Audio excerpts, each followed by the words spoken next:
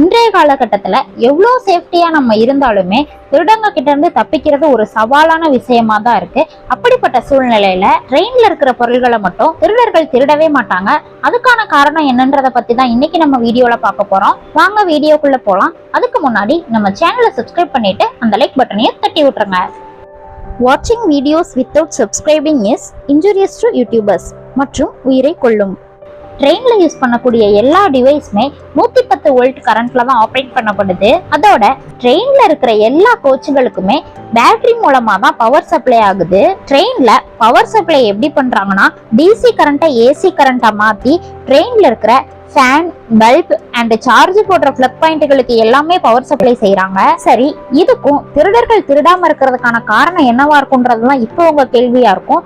என்னன்னா, திருடர்கள் ட்ரெயின்ல இருக்கிற ஃபேனையும் பல்பையும் திருடக்கூடாதுன்றதுக்காக ட்ரெயின்ல 110 வோல்ட் கரண்ட கொடுக்கறாங்க. இந்த 110 வோல்ட் கரண்ட்ல சப்ளை ஆகிற ஃபேன், பல்ப் இந்த மாதிரி டூல்ஸை திருடி எங்கேயுமே வெளியே விற்க முடியாது.